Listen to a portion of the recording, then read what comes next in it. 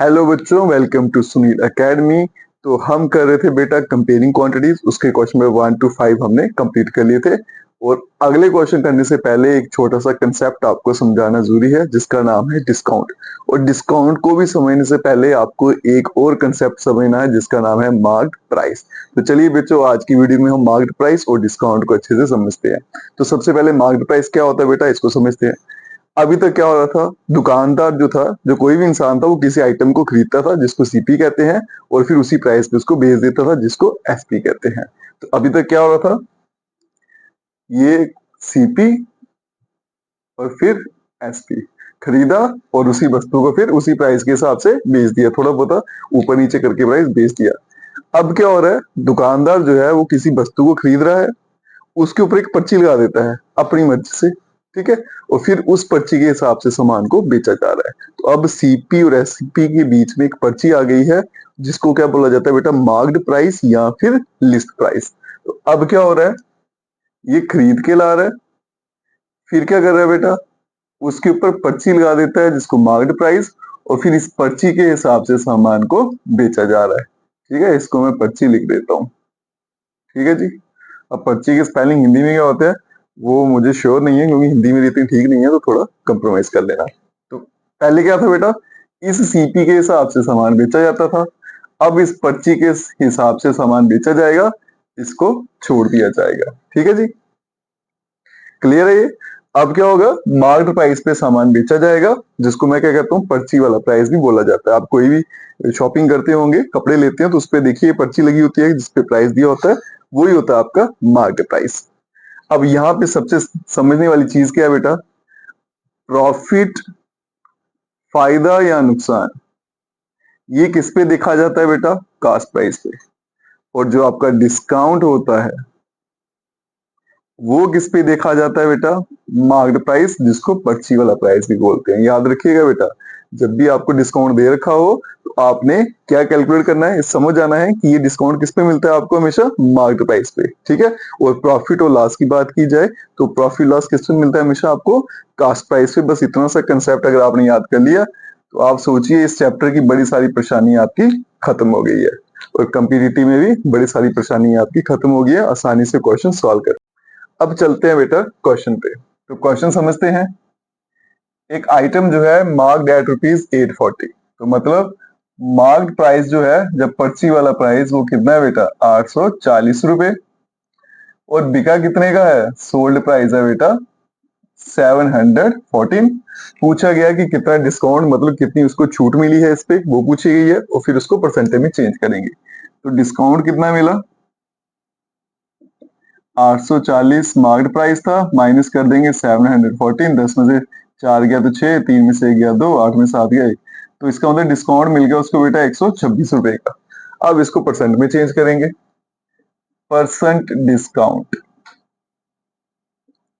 ठीक है, तो ऊपर लिखेंगे डिस्काउंट कितना था 126। अब डिवाइड में क्या आएगा बेटा, यहाँ पे बच्चे गलती करते हैं।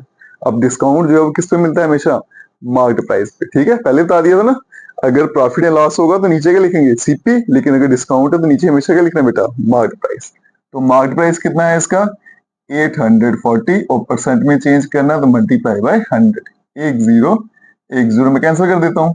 अब इसको कैंसिल करते हैं बेटा, ये आ गया आपका 42, और ये आ गया आपका बेटा 63।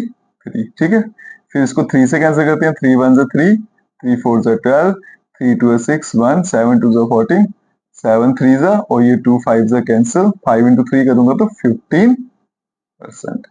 इसका मतलब आपको परसेंट में कितना डिस्काउंट मिला है, 15% का।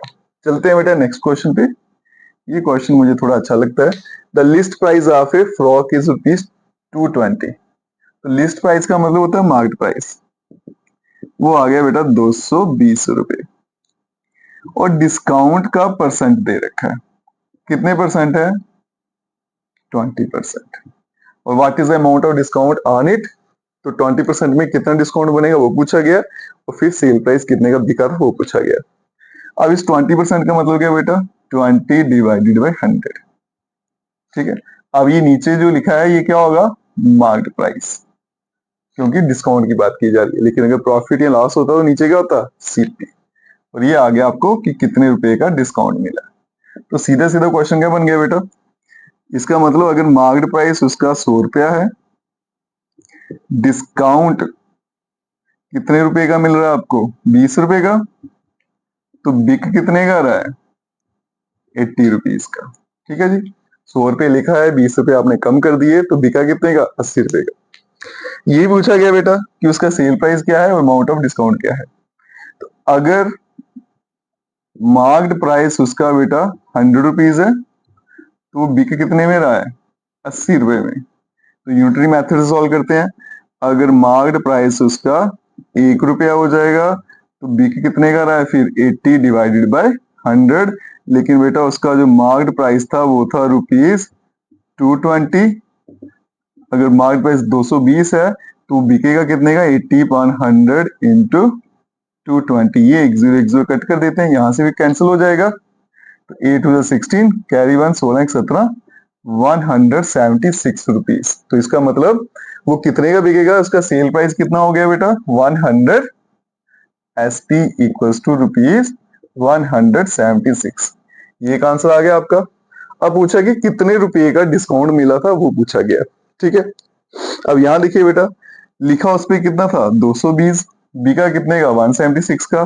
तो कितना डिस्काउंट मिला, डिस्काउंट इक्वल्स टू कितना लिखा था, 220 माइनस 176। 10 में से 6 गया 4, 11 में से 7 गया बेटा 4, तो 44 रुपीज का डिस्काउंट मिला। ठीक है, तो इस तरह से आपके दो ही चीजें पूछेगी थी बेटा यहाँ पे, डिस्काउंट और सेल प्राइस, दोनों का आंसर आपके सामने है।